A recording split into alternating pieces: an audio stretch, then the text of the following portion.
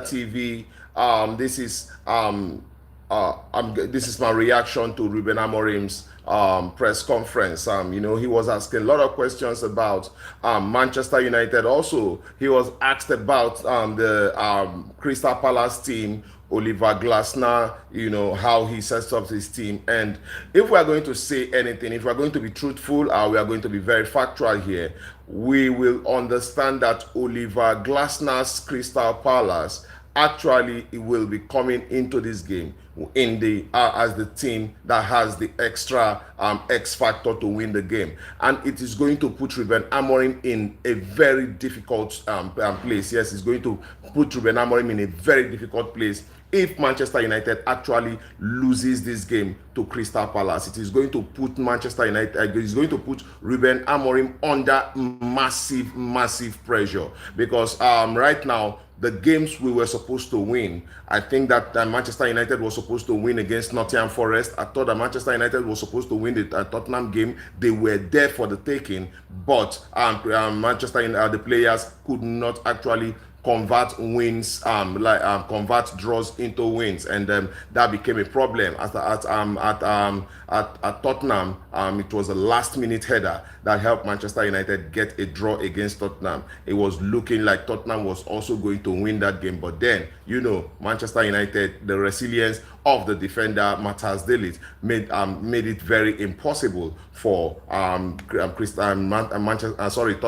to actually get that win. So going into the Crystal Palace game, which I think, or I believe that this game was going to be the most difficult of every game Manchester United was going to play. Yes, I thought that Manchester United had what it takes to beat Everton. Yeah, I thought that. I believe that. So that shocking defeat at Everton actually has put Manchester United and Ruben Amorim in a very difficult place as it is now. And it is not going to be very easy for Manchester United right now. Right now, it's not going to be very easy for Manchester United to actually get the wins that they think that they deserve. But then I think that Manchester United might just be able to get a draw against Crystal Palace will do, but a loss against Crystal Palace will give Manchester United or put Ruben Amorim under a whole lot of pressure. So guys, let us go into what Ruben Amorim actually has said in this press conference. Matheus Cunha is out. We will not be seeing Matheus Cunha for the game against Crystal Palace on Sunday, and the reason is this. Yeah, we actually heard from Ben Jacobs that Matheus Cunha got a knock on his head, and that actually took him out. It is not that Matheus Cunha might not even be ready for the Crystal Palace game, but now they are taking the concussion. I think, yeah, they said it's concussion precaution, right? They are taking the concussion precaution because it's a blow to the head, and he's meant to be out for at least 10 days. He will not be ready for the Crystal Palace game, but Ruben Amorim says he will be back on Thursday for the game against West Ham. And Manchester United, this game against Crystal Palace is actually a very difficult game, and I think that Manchester United is supposed to at least get a win from this game. A draw from this game. We have to get a point at least from this game, because like I said, we were supposed to win the Everton game, we were supposed to win the Tottenham game, we were supposed to win the Nottingham Forest game. All of those games we bolted and we bottled, and now this is Crystal Palace, where I think that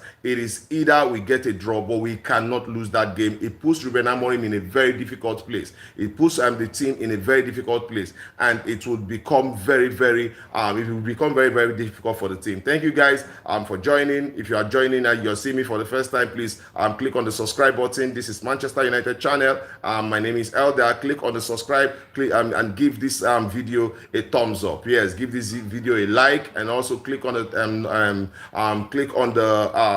subscribe button, click on the notification button. Thank you guys for joining. Now let us go into the Ruben Amorim press conference a proper. Listen guys, Ruben Amorim knows that if we go by what we see on paper, Crystal Palace is the stronger team going into this game. Yes, this is clear. Ruben Amorim knows this, and he's been asked about the Oliver Glasner style of playing, and he's explained it. He's explained what he understands, and he has to do something for Manchester United fans to actually go into that game with a hope that we can actually get even a draw. It is going to look very difficult, but then Manchester United need to do something, right? The game against what's it called? The game against Liverpool was a game that I thought was going to be difficult, but then again, Manchester United went into that one and got a very good game, played a very good one against Liverpool. They defended properly, and also the attack was good. So this is something I think that we are supposed to be doing right now against Crystal Palace. Manchester United players have to be 100% focused. I know that these players are going to struggle. When we look at it in the middle of the park, Crystal Palace, I think, has that edge, you know, with the Crystal Palace players, Adam Wharton, I don't know, Hooks or something, in that middle of the park. I think they have upper hand more than Manchester United, because as Manchester United, we have Casemiro. I know that it is going to be difficult for Ruben Amorim to play Casemiro and what's his name, Kobe Mainu. I know it's going to be very difficult for for Ruben Amorim to play Casemiro and Kobe Mainu. It is going to be very difficult. But at the end of the day, one thing is certain: whoever he plays around Casemiro will fall short, because Manchester United with Casemiro, we are limited. We are limited with Casemiro. Thank you, guys. Please give this video a thumbs up so that we can get a lot more viewers. You know, thank you for your support. Thank you for your messages. Thank you for your kindness. Thank you for everything that you do for this channel. You can give this video a thumbs up. Click, if you're seeing my face for the first time, click on the subscribe button, click on the notification button, and every time we drop a video here, you're going to get it. So, guys, like I was saying, Crystal Palace goes into this game with the upper hand. Yes, Cunha out, Sesko and Harry Maguire are not going to be playing, and Sesko and Harry Maguire are not even playing. They are also out, and Manchester United will be without Sesko, will be without Cunha, will be without Harry Maguire in the game. And now we are still going to see maybe Mason Mount, and now I think Ruben Amorim understands that it is an error playing Amad Diallo in the number 10 channel. What against Everton, we saw that playing Amad Diallo from the wing back position was more effective for Manchester United.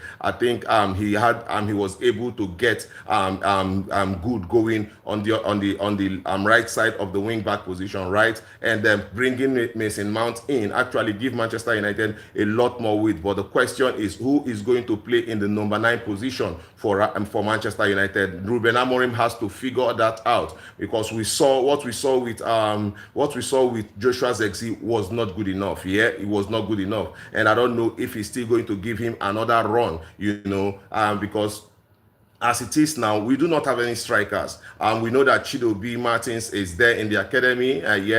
He's someone I know that Ruben Amorim might just call up. But at the end of the day, we need a win, you know. And all of these players, I don't think, are ready for Premier League football. The Sekou Kone, the Chidobe Martins, the Shea Lacey. We don't know how good they are, how ready they are for Premier League football. And this is why we actually have to, you know, get into the FA Cup to see these players play and know what we can do with them, because putting them in Premier League games, the funny thing here is that the Premier League, every Premier League game matters to Manchester United at this time. So we cannot be gambling right now. We cannot be gambling with the Premier League games. So we need actually to get what we have to do spot on. A lot of Manchester United fans think that Ruben Amorim should be playing Bruno Fernandes in the number 10 position. I also feel the same way. I think that it's going to be wise playing Bruno Fernandes in the number 10 position, because most of the times when every other person cannot step up to get goals, Bruno Fernandes takes it upon himself, and this is why Bruno Fernandes is different from every other player at Manchester United. Are you actually serious? Maguire is better than the whole Nigeria national football team defense. Benjamin Sesko is good. He just needs Bruno Fernandes trust and Bruno assist and Mbuemo. Well, I don't know what you're saying, and I don't know where you heard that. I don't know where you heard that Harry Maguire is not good enough. I don't know where you heard that, but then at the end of the day, let us move forward. Yeah. Now, I'm going to say this clearly. Crystal Palace goes into this game as the favorites to win this game. Yes, they are the firm favorites. They are better in the attack, they are better in the midfield, and they are better with their defense. Yes, Crystal Palace actually looks a lot more better than Manchester United, and this is where Ruben Amorim has to deploy his abilities as a coach to know how to adapt to a Crystal Palace team, and also how to get at least a point from Crystal Palace. I don't think Crystal Palace I don't think Crystal Palace is unbeatable by Manchester United. Yes, I don't think they are unbeatable. But what I know is that they can cause havoc for Manchester United. Yes, and the likes of Sarr and Mateta can actually cause problem. We know that Crystal Palace most times likes to go long. They can sit back at a bit and invite you out, because they would want to go long into the part of Mateta, into the part of Sarr, and also they are very good with their dead ball situations. So it is going to be very interesting for Manchester United to know how to cope with all of these players. So guys, the thing is, we do not have Harry Maguire. We do not have Matheus Cunha. We do not have Benjamin Sesko. Now we are going to see what Ruben Amorim might just do with the team that he has at his disposal. Now listen, guys. A lot of us have talked about playing Sekou Kone. A lot of us have talked about playing Kobbie Mainoo in that position, in this in the defensive area. And you know, when I look at these players, Sekou Kone, Kobbie Mainoo, in that position, it allows Bruno Fernandes to go up front, right? And then it gives Manchester United the ability probably play Bruno Fernandes in the false nine position, right? And but what I know is this: if we play Kobbie Mainoo in that position, Kobbie Mainoo is not fast enough as we want him to be fast. Kobbie Mainoo does not have the ability of a player like Carlos Baleba or a player like Adam Wharton. He does not have that ability, right? So I don't think that Manchester Kobbie Mainoo can actually play in that position. And you know the reason why Ruben Amorim chooses to play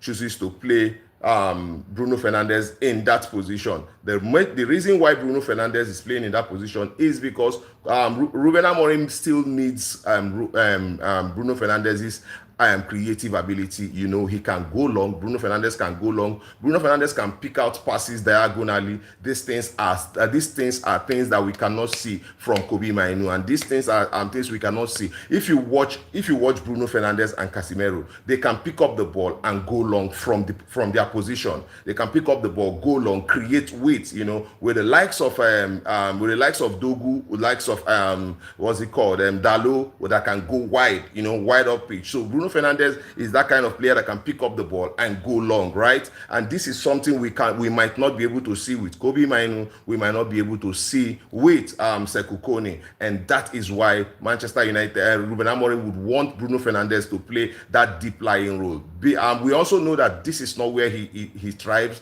This is not where Bruno Fernandes plays his best football. But at the end of the day, in this moment, what do you think Ruben Amorim should be doing? Right? We need a player who can drive with the ball. We need a player to control the tempo of the game. Manchester United need that player who can read the game and know where to put in those defense splitting passes. And this is why we need players with a lot of creativity and imagination. And this is not something we can see with the likes of Kobbie Mainoo, the likes of Sekou Kone. We cannot see it with them, right? We see that a few times with Casemiro. Also, we see that a few times with Bruno Fernandes, or a lot of times with Bruno Fernandes. And this is why Bruno Fernandes and Casemiro will always be the favorite to play in that position, with the back three of the center halves, with the back three center halves and the wing backs. You know, they create a lot of defensive cover, right? And if we also choose to go 4-4-2, let me tell you, if we also choose to go 4-4-2, Bruno Fernandes and Casemiro will still be sitting deep, because we have players like Mount, we have players like Mbeumo, we have players like Matheus Cunha. Even though Matheus Cunha will not be available now, we know that if Matheus Cunha was available, he will be playing in the number 9 position. But now he's not available, and we are looking who would Ruben Amorim be playing. All right, before Benjamin Sesko started playing, Ruben Amorim usually played the Mason Mount in the 10, Buemo in the 10, then Matheus Cunha plays in the number 9 position, right? Now Matheus Cunha is nowhere and is not available. Are we going to see another run for Joshua Zexi? Are we going to see that? Because I tell you that a lot of fans think that when you give Joshua Zexi a lot more run into games, then maybe he might get that spark to score goals and all of that. But you know, before now, Joshua Zexi has always spawned goals. Joshua Zexi is not that kind of striker that hits ball. Joshua Zexi is not that kind of striker that can get in goal and score immediately. We've seen him last season. I didn't think that he could play in that number 9 position. I felt like Joshua Zexi can be a number 8, number 10. You know, he can play in those channels where he actually be the creator. But then we have Buemo, we have Mason Mount, who are also creators and also who are also goal-getters. These are some things that we should understand. So I think that the mistake Ruben Amorim made against Everton was playing Amad Diallo in that number 10 position. I think that this time around he should go with Mason Mount, play Mason Mount in the number 10 position so that Mason Mount could be able to apply the pressure he does, you know, and then leave Amad in the wing-back position. I think that Amad is beginning to grow in that wing-back position and is beginning to play it right. So that's my take, you know. I think that Amad is beginning to play it, and the combination of Amad and Mbeumo looks really lethal. Amad is someone who can drive in with the ball, and Mbeumo is someone who can actually get his positions right in the box, and it is going to be very, very important when Mbeumo gets his positions in the box right. You know, having Mbeumo and Mason Mount in the box, you know, can help Manchester United even create more chances, because we see Mason Mount, his flicks, you know, his stunts, all of these are really, really important for Manchester United. So in the absence of in the absence of Benjamin Sesko and in the absence of Matheus Cunha, Manchester United will be falling short, and Crystal Palace will be looking the more team with the more momentum to go against Manchester United, and that is actually, for me, a very big worry. And I think also that we are seeing Manchester United concede too many goals. And one thing I have to say is that Sani Lamens have to sit up. I know that Sani Lamens actually has been doing very well. I know that Sani Lamens actually has also been instrumental to Manchester United, you know, winning the Sunderland game, you know, and all of that. But then I think that he's brought defensive solidity for Manchester United. Yeah, he's brought defensive solidity, but then he has to be proactive now. The Dupsri Hall goal, yeah, the goal that the Everton guys scored, Dupsri Hall, well, I didn't think that it was something that was supposed to find the back of the net if we had Sani Lamens very ready for that shot. I don't think that should have nested in the back of the net, because I thought that Sani Lamens would have done a lot more better in handling that goal. That is my belief. That is what I saw from that. I thought that he would have handled that ball better. And if actually Manchester United took their chances when they got it in the first half, the game would have been a different ball game altogether. So what I think is that we just have to make sure that Manchester United gets the right positions. If we are going to sit back, then it means that we are going to be going on the counter. If we are going to sit back against the Oliver Glasner's men, then it means that we are going to be going on the counter, and we have to actually be pinpoint on it. Also, we understand that Oliver Glasner's men are actually very good with set pieces, especially corners and free kicks that happen by the side of the field. So we are to be very ready to defend set pieces. That is actually one of the things that we know, that if Manchester United is going to sit back against Crystal Palace, then we should be very ready to defend set pieces. This is something that we have to take note. We should be very ready. And in the January transfer window, Ruben Amorim has talked about getting in wing backs. He has talked about getting in players, and it is very important we get in players in that midfield position, because we are so soft and we are lacking in that midfield position. We are so lacking. And playing against a team against like Crystal Palace, who are free flowing, who can beat your press and go on the attack, we have no choice than to sit back against them. Yes, we cannot play them on the high press. Right, we cannot play them on the high press. We have no choice than to sit back. And the only time we are going to be attacking Crystal Palace, then we have to go long, right? We have to go long.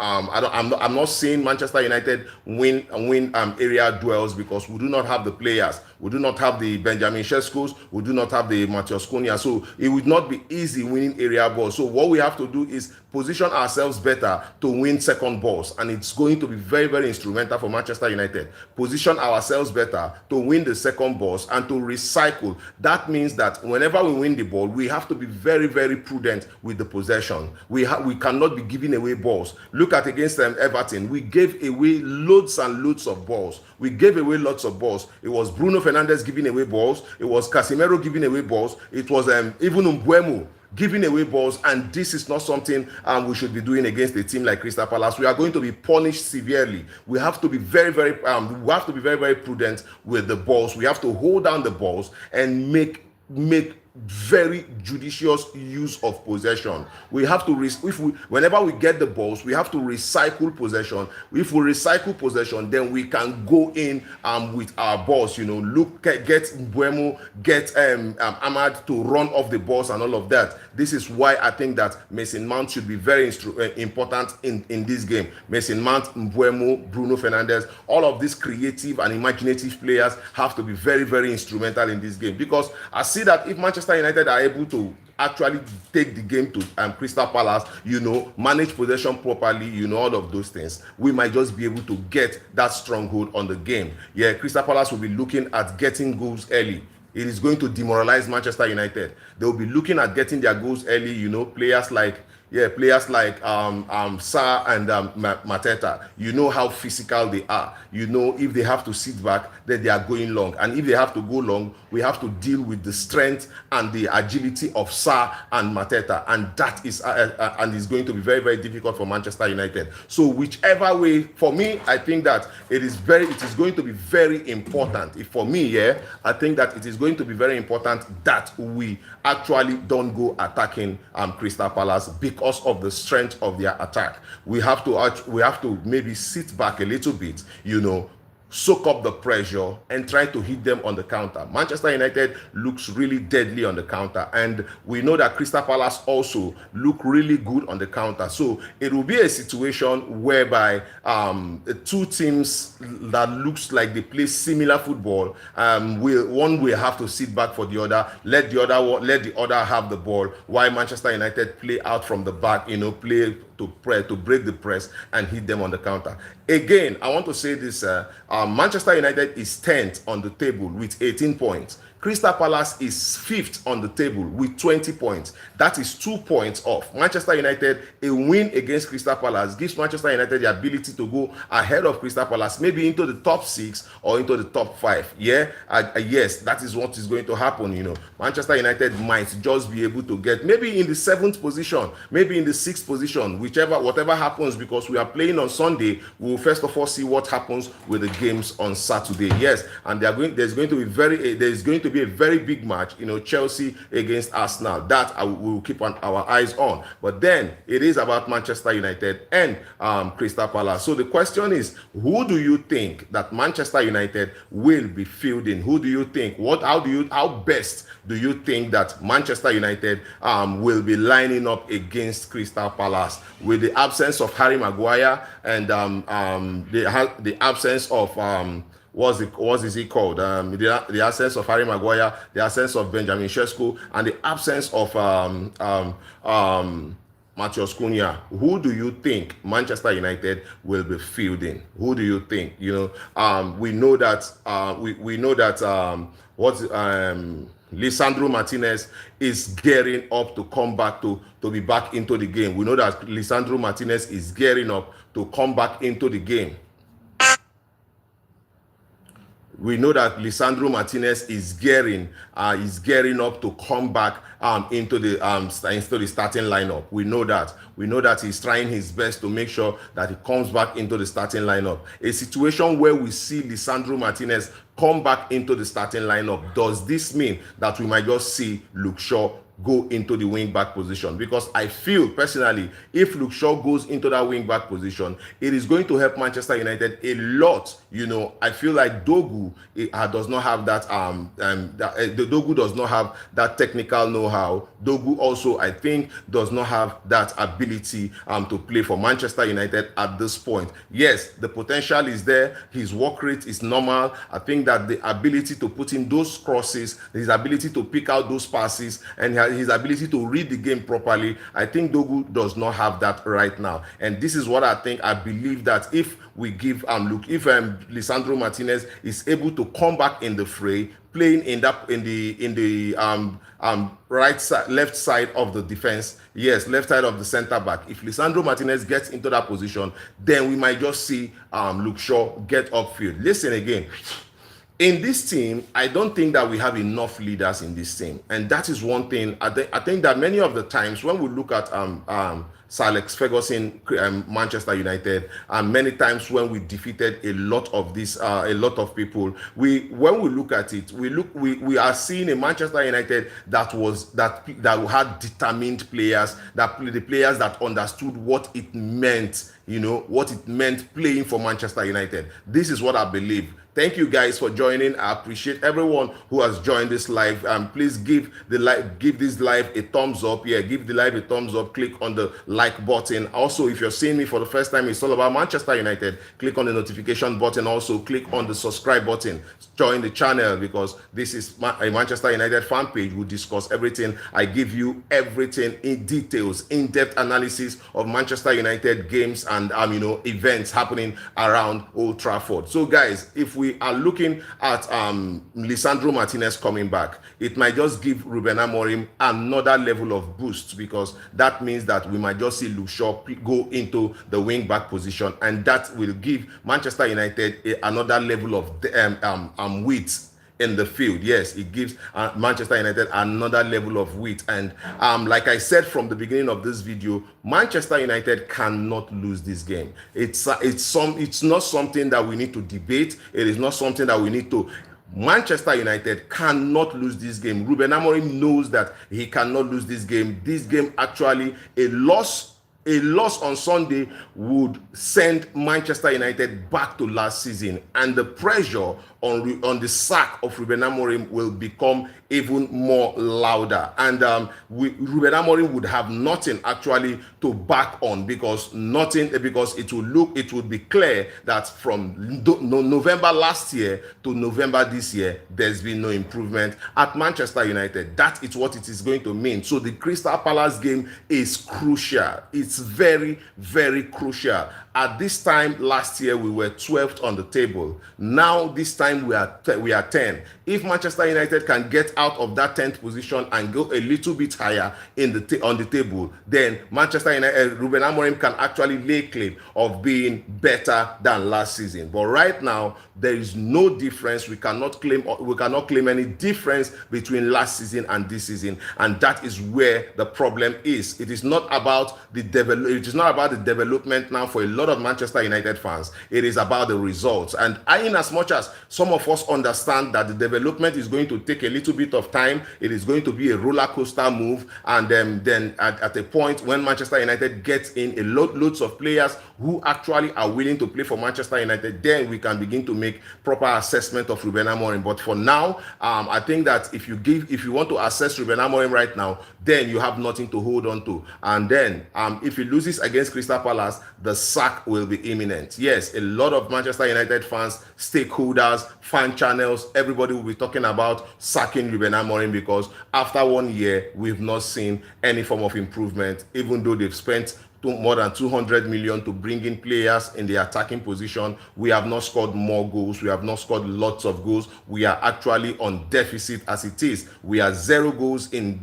goal difference, and that is a problem for Manchester United. So there are no reasons actually to to back Ruben Amorim as a fan right now. But I'm going to tell you clearly that this is a rebuilding process, and this rebuilding process is going to take time, and it's going to take roller coaster of emotions. It's something that will actually affect us negatively, because right now we are not going to have anything to bank on or to say, okay, this is the reason why we are supporting Ruben Amorim. And as much as I know that Ruben Amorim actually is giving Ruben Amorim right now is giving Manchester United, to me, I think he's giving Manchester United an identity, how to play, where to play out from. Is like under Eric Ten Hag, we did not actually have that identity. We could not actually pinpoint what Eric Ten Hag was trying to achieve with Manchester United. Even when we got wins, we know we got those wins out of individual brilliance and not team play. We cannot count where if Manchester United puts in more than 2-3 passes before they can actually say that they've got a goal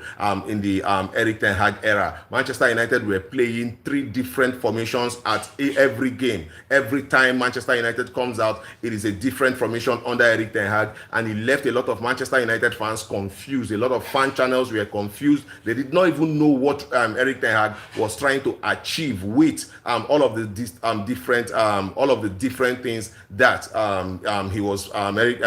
Eric Ten Hag was playing. But with Ruben Amorim, I think that there is discipline coming back to Manchester United.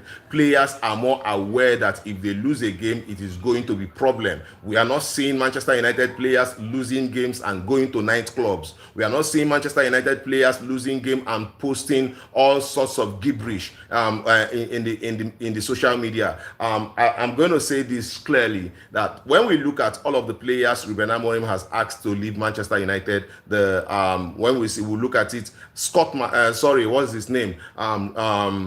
Rasmus Højlund.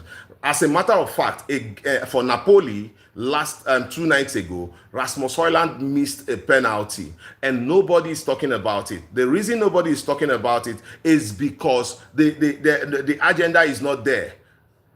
He missed a penalty. If he had scored the penalty, if Rasmus had scored the penalty, maybe everybody will come out and say, whoa, Rasmus Højlund, and Rasmus Højlund will go to the internet to tweet all sorts of gibberish, right? And then we are not seeing goals from Rasmus. We are not even seeing any action from Jadon Sancho. We are not seeing anything, even with Garnacho at Chelsea. So when you look at all of these things, you know that Ruben Amorim did not make any mistakes in letting these players go. And then when you look at the players that are not playing for Manchester United regularly, whenever you give them that chance, they are not taking it. And I'm going to say this very, very emphatically. Joshua Zirkzee is 24. Kobe Mainoo is 20. These players should not be affected by playing time. Anytime they get an opportunity to play for Manchester United, they should be taking it.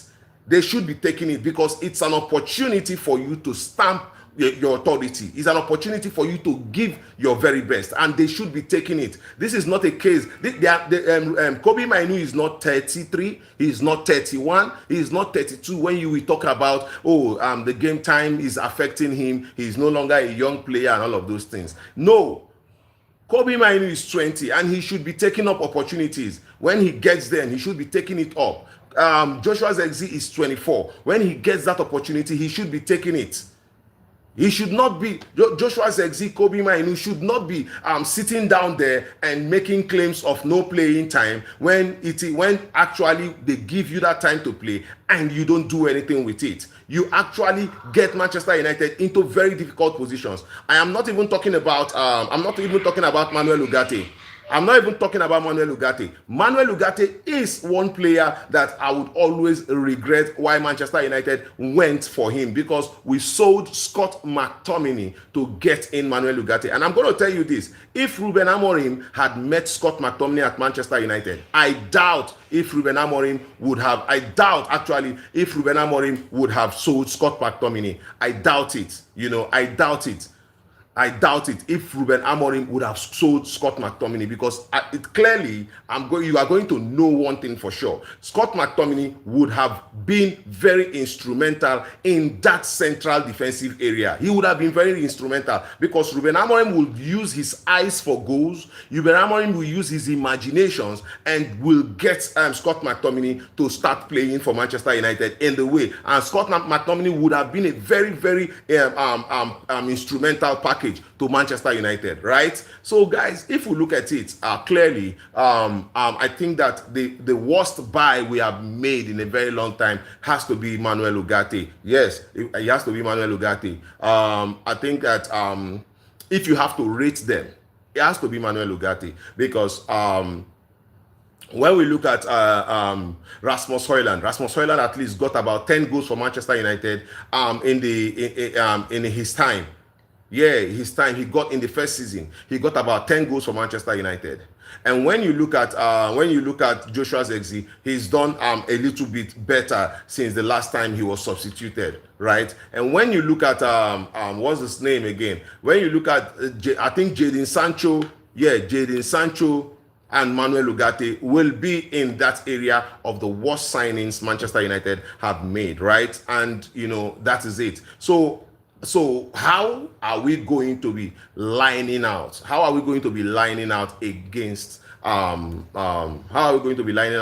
Crystal Palace? Who do you think you want to see in that field against Crystal Palace? I'm going to give you my honest opinion, right? I'm going to be thinking that we will start with Sani Lamens, no doubt. Sani Lamens is going to be starting for Manchester United, no doubt. Then from Sani Lamens, we know that Harry Maguire is injured, so we will be going with what's his name, with Matthias de Ligt in the middle. We would like to see Leny Yoro in the right side of the defense. Then Luke Shaw in the left side of the defense. If for me, if Lisandro Martinez is fit, I would love to see Lisandro Martinez in the left side of the center back position. Then I would love to see what's his name? I would love to see Luke Shaw in the left wing back position, Ahmad on the right wing back position, and that will give Bruno Fernandes, because I know that Ruben Amorim is not going to play Kobbie Mainoo in that central defensive area. I know that for sure. So there is no reason why I will be thinking about bringing Kobbie Mainoo in that central midfield area. So I'm still going to go with Casemiro and Bruno Fernandes in that central midfield area, right? Then we have Ahmad and Luke Shaw as the wing backs, right? Then up front there, I am almost sure that it is going to be Mason Mount and Mbeumo in the number 10 channels. Yes, I'm almost very sure that it is going to be Mason Mount and Mbeumo in that 10 channels, and then he would still go with Joshua Zirkzee in that number 9 position. We do not have another striker aside from Joshua Zirkzee and maybe Chidobe Martins. Yeah, we do not have another striker. Or is this the time? Another question is this: is this the time for Ruben Amorim to actually look into the academy? Maybe bringing Shea Lacey in that central defensive area. Maybe is it that time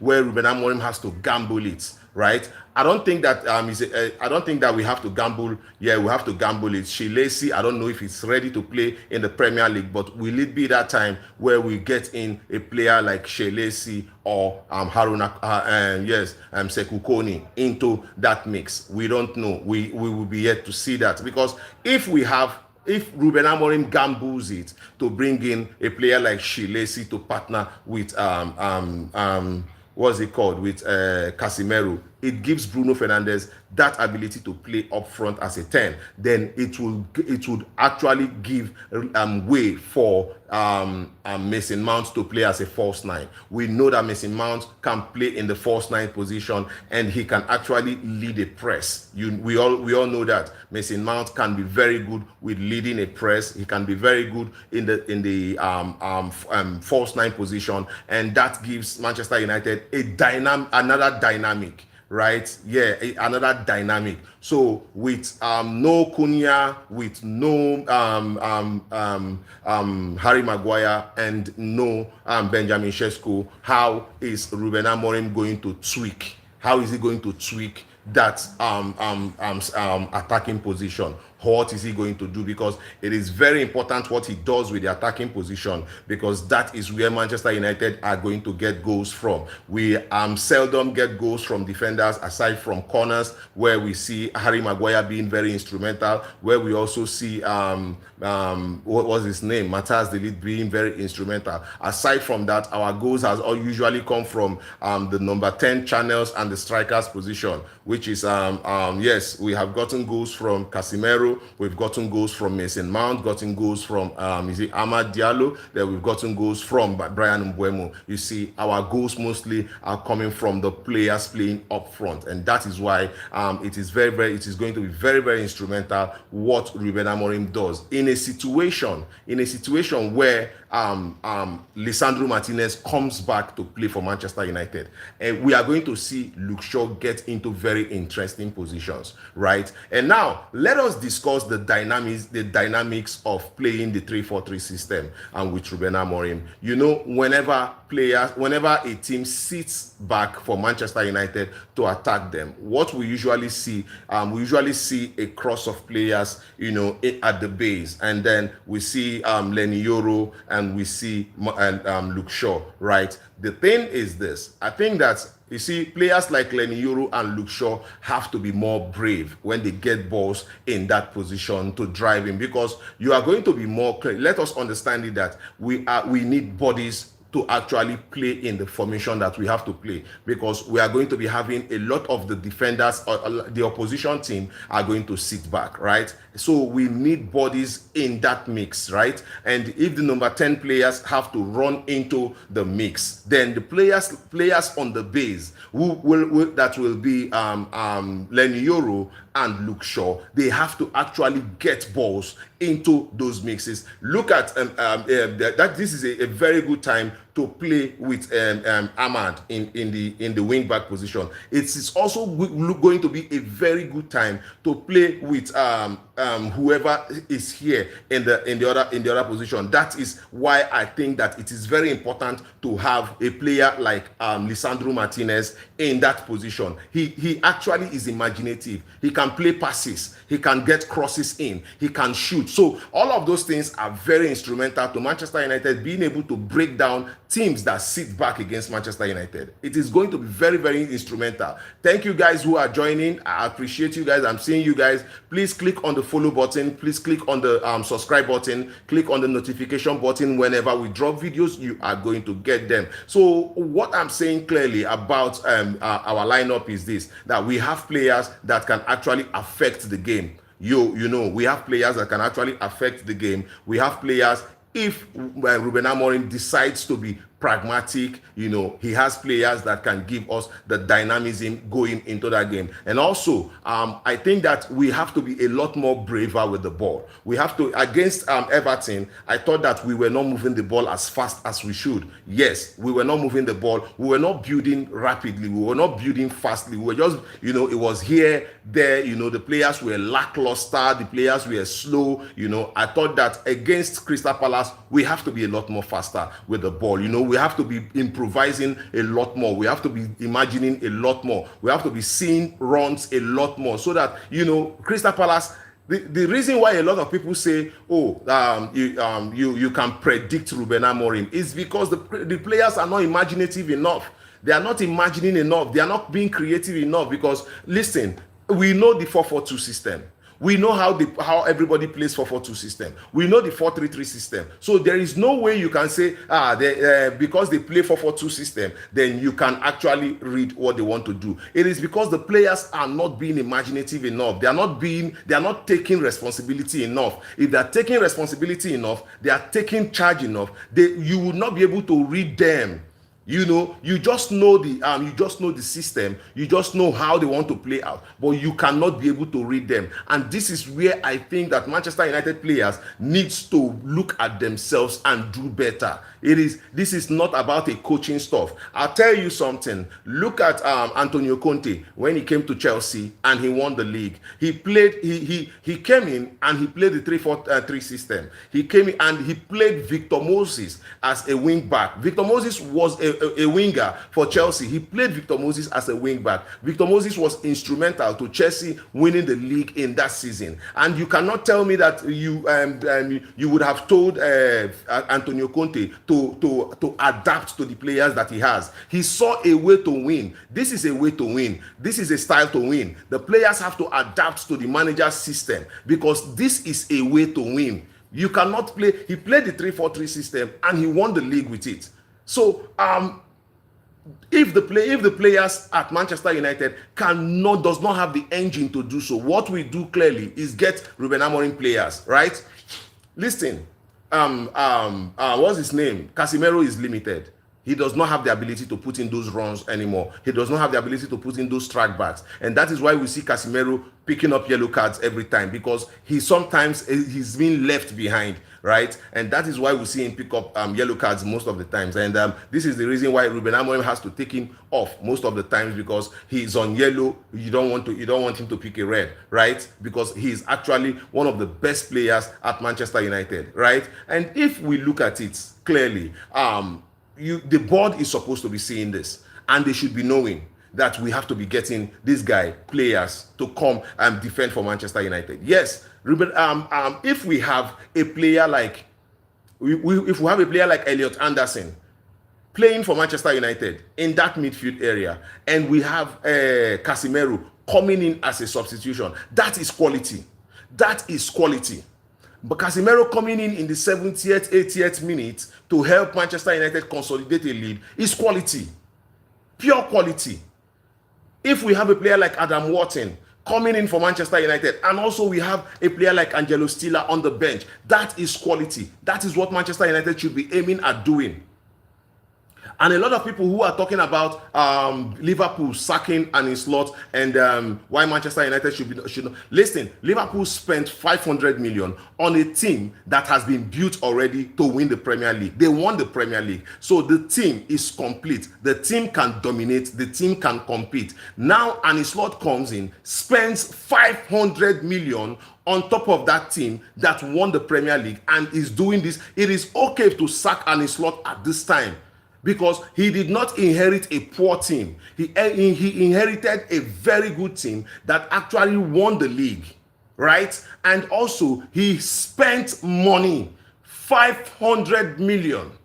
You cannot compare that to Ruben Amorim, who came in and met a team that lacked discipline. He met a team that lost confidence. He's met a team that does not have the courage to go. He's met a team that everyone was behaving anyhow they wanted. And he had a lot of job to do at Manchester United. First of which is to take out the bad eggs, the players who were causing the rancor, the players who were causing problems, the players who were not ready to fight for the badge, players who were not good enough. And that was what Ruben Amorim had to do first. Then after that, he has to implement his philosophy and playing style. And I tell you that these players were used to playing low blocks. The players are used to playing counter football, and now they have to learn how to mix both together, low blocks and counter together, diagonal press and horizontal, the hexagon and the octagon press. He had to do all of that. You had to put those players in check. And if you look at it, the players are more disciplined now. The players are fighting for the badge more now. But a lot of these players at Manchester United are not good enough. Clearly, they are not. And this is why the board has to be supporting the manager. Look at it. We are going into a game against Crystal Palace and we are not confident because we know we do not have the players that are good enough. So most of the times, Manchester United will be relying on individual brilliance. Last season, Bruno Fernandes shone so good because he was playing in the number 10 position. And he was the only player creating chances and scoring goals for Manchester United. And that was why Bruno Fernandes was on the lips of every other person. Now Bruno Fernandes has been deployed to play from the midfield, deep line midfield role because of his imagination and creative ability. That is why Ruben Amorim cannot sit Bruno Fernandes on the bench. That is the reason. He is the most imaginative. He is the most creative. That is why you cannot sit him on the bench. And now we have players like Mason Mount, who Ruben Amorim actually adores, because Mason Mount gives a lot more. He fights a lot more. He has the engine and the tank to fight, to give in. But then he's injury prone. That is it. He's injury prone. And a player like Mason Mount, if he's fit, gives Manchester United a lot of dynamism playing there, because he can get you goals, he can create, he can score, he can cause problems. That is Mason Mount. He can press, he can run, he can defend, he can go up front, win tackles and score goals. And this is why Ruben Amorim cherishes a player like Mason Mount. But his injury problems are a hindrance to him. This is the same thing with a player like Lisandro Martinez. Martinez is a formidable defender who can put in those passes, who can play out from the back, who can turn, twist, sharp. He is press resistant, but then he is injury prone. These are the problems surrounding Manchester United. So these are things that we should be solving instead of talking about sacking the manager.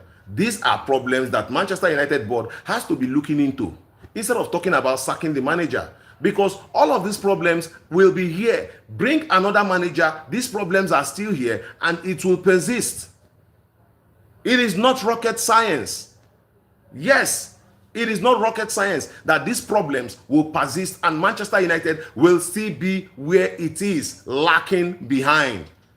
So against Crystal Palace, I think that we are going into that game not as favorites, right? We are playing at Selhurst Park. We are playing at Selhurst Park. We are not the favorites to win that game. We are going into that game as underdogs, right? And whatever it is that comes out from that game, just Ruben Amorim has to make sure that he does not lose. That is it. That is the point for me. Ruben Amorim has to make sure that he does not lose, because losing will put Manchester United, Ruben Amorim, the fans, everybody in a frenzy, in a very difficult position. And Ruben Amorim will go back to last season's feelings where he does not want to be. And it will mean clearly that Ruben Amorim has not done anything good at Manchester United in 1 year. So this is a make or break game for Ruben Amorim. It is the make or break game for Ruben Amorim, and he has to understand that, and he has to go into that. Now, in his press conference, he demanded players. He demanded that the board have to equip the team. It is very important also that this is clear. Please guys, you're seeing me for the first time, please click on the subscribe button, click on the notification button. I'm here every time. You can join the channel. I am here. We can discuss Manchester United, for the next hour, talking about all of the problems at Manchester United and how we can solve them. And one way we can solve them is not by sacking the manager, because this manager has come into Manchester United to meet workload that was greater even than previous managers. These managers have been let down a couple of times. This manager, Eric Ten Hag, was let down by these players. Also, Ole Gunnar Solskjaer let down by this player. So guys, if you're seeing me for the first time, please click on the subscribe button, click on the notification button. We are always here. I will still be back to also give you guys a proper analysis. This is just my reaction to Ruben Amorim's press conference, right? Then we'll be back to give our proper analysis for the game between Manchester United and Crystal Palace. We look at different settings or different things where Ruben Amorim can do. We can look at also different formations that Ruben Amorim can play. Maybe the 4-4-2, maybe the 4-2-3-1 system. Let us look at if there is a way Ruben Amorim can actually get in the fray to get Manchester United playing in a very, very good way. Yes, against other teams. So it is important that we discuss that tomorrow, yes, or probably this night. If you want us to do this again this night, please tell me. You can say that in the comment section to everybody watching me. You want us to come back this night to talk about the possible formations that can actually get us a win against Crystal Palace. Please say it in the night. Yeah, say it here. Good evening, Christian F. Young. Thank you for joining. Say it here. Please kindly click on the subscribe button. Click on the notification button. Every time we drop a video about Manchester United, you are going to get a notification. Click on the subscribe button. Click on the notification button. Please, guys, support this channel. We are a new channel, growing, trying to come up, so we appreciate that you support this channel. Please click on the like, give this video a thumbs up so that we get a lot more audience. Also click on the like, click on the subscribe button, the notification button, and thank you guys, all of you that have joined. Thank you. Christian F. Young, good evening. If you have questions, you can ask in the comment section. If you have questions, you can ask in the comment section. We have less than 6 minutes to call it a day here. So if you have questions, you can ask in the comment section. We will be able to talk about it, one or two. Yeah. Naeem, I've seen all your messages, and I want to say thank you for all that you have said. Thank you so much. I appreciate you. I appreciate you. So if there are any questions, you can ask. We will be back to discuss. We'll be back to talk about the Crystal Palace game, the formations that we think that Ruben Amorim can play with this system, and that actually can get Manchester United wins, right? In the absence of questions, I want to say let's call it a day. Thank you so much, guys. Thank you for joining. And again, if you have any comments, put it in the comment section, and I'll be able to answer you. Yes. So guys, it is actually fun to have you guys here. You're seeing me for the first time. Click on the subscribe button. Click on the notification button. Also, Brian T said, why can't we fire Amorim? Because I don't think we have any better manager out there that can come to Manchester United and turn it around. I don't think we have any better. Someone has mentioned Iraola, to come in, but then I think that Manchester United have a lot of problem to fix, and no manager right now can come into Manchester United and fix it in one season. So that is why we cannot easily fire Ruben Amorim, because right now he's trying to fix a lot of problem at Manchester United that does not have to do with on-field results.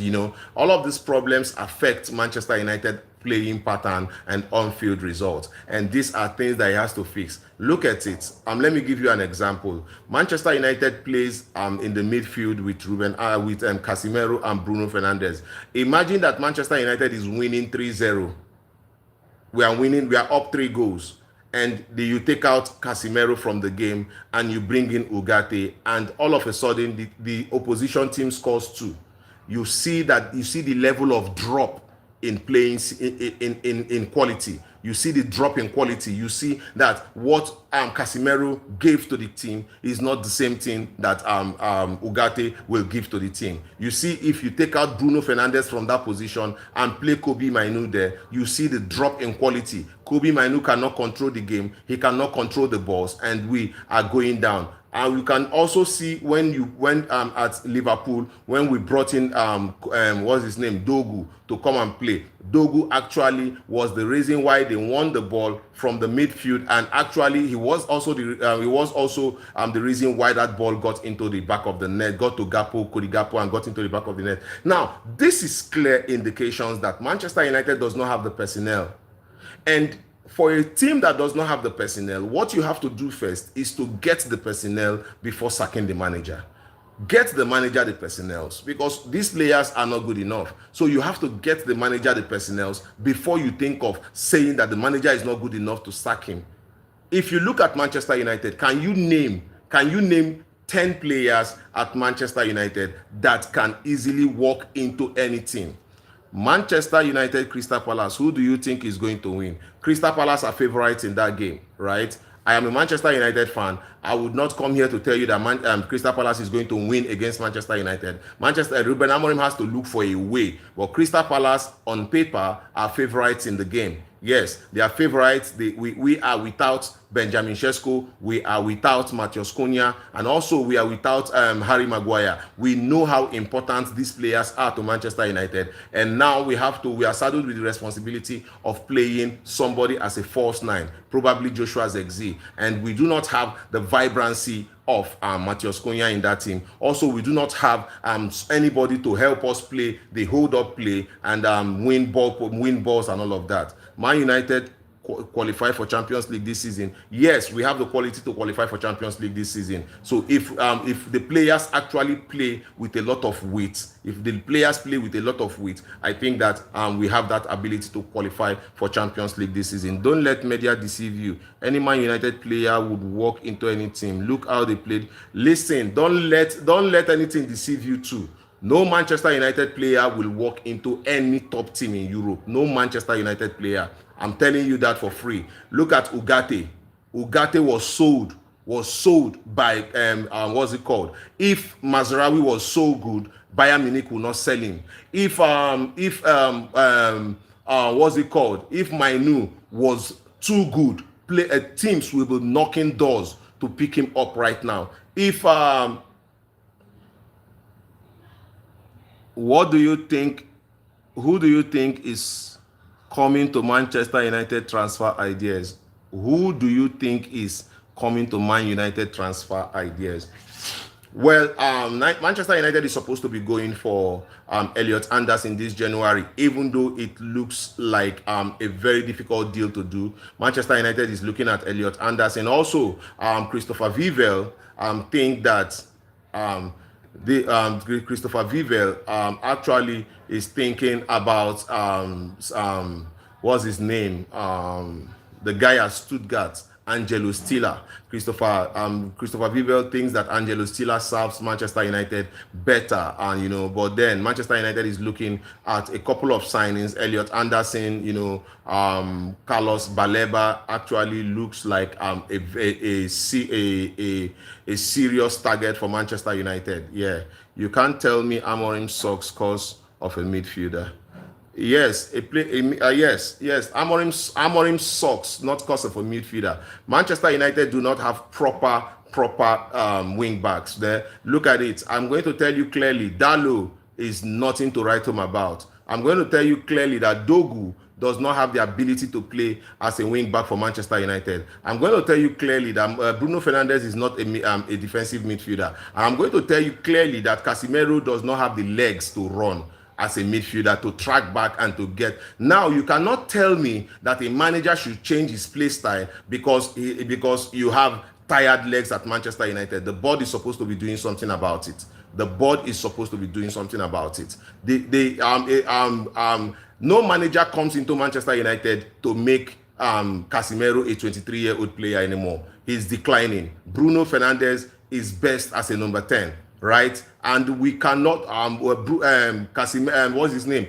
Kobe Mainu cannot hold down a midfield. He cannot hold down a midfield. And last season, we saw what Casemiro was doing with Manchester United. This season, he's continued to be one of the best players for Manchester United. Ruben Amorim does not suck just because he does not have the midfield to play. He sucks because he does not have the wing-back positions. He does not have players who can play the wing-back position. And only Ahmad has managed to adapt. But when you look at Dogu, when you look at Dalot, they give you nothing in the game. They actually gives you nothing. So we cannot actually be looking good when you have the forward players, and then when it comes to the wing back position and the midfield position, Manchester United is very, very poor. And you say you cannot tell me that a manager sucks because of a midfield. Yes. One player can mess the manager up. Look at Liverpool.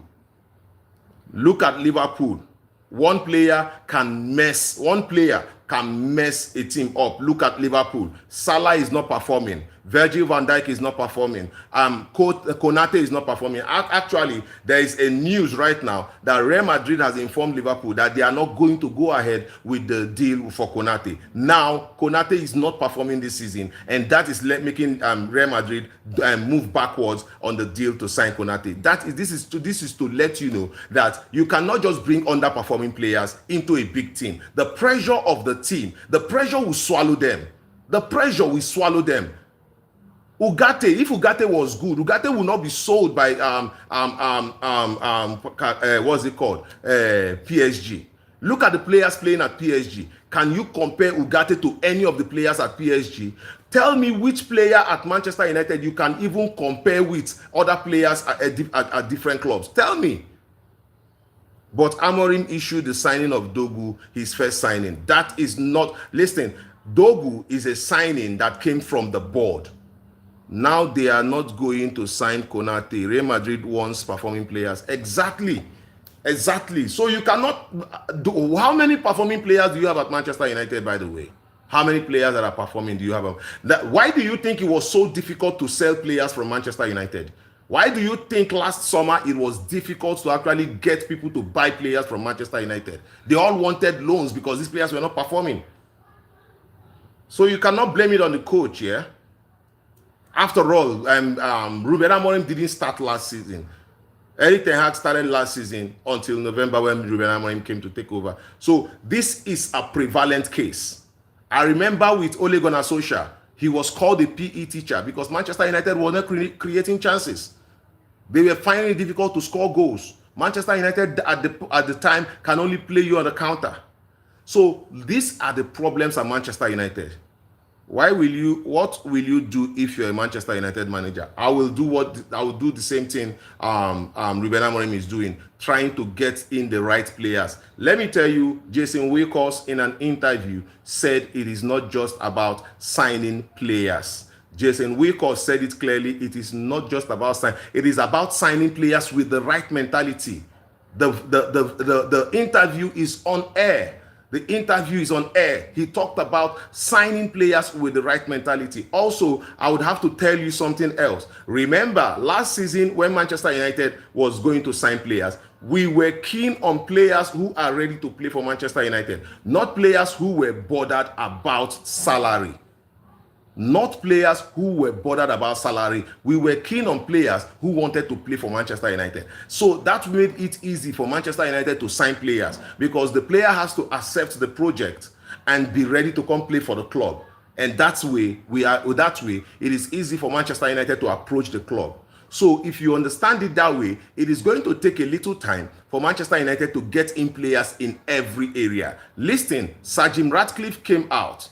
Sir Jim Ratcliffe came out to say clearly that he is giving Ruben Amorim 3 years to prove that he is a top manager. 3 years. And this is clearly, I'll tell you, Ruben Amorim in an interview came out to say that the news does not surprise him because every time Manchester United have the board has always assured him of their support for him. So guys, see, the thing is this: Manchester United is going to perform. Manchester United is going to come around, but the players, the right players with the right mentality needs to come around Manchester United. That is it. So guys, your budget is under 30M. All right, guys. I would see you guys again. We'll talk about the game against Crystal Palace, what Manchester United can do better, what we can do differently, what the different formations we think that Ruben Amorim can play. I'll see you guys again in my next broadcast. Thank you so much, guys. I appreciate you. I appreciate every one of you. Thank you. I'll see you again in my next broadcast.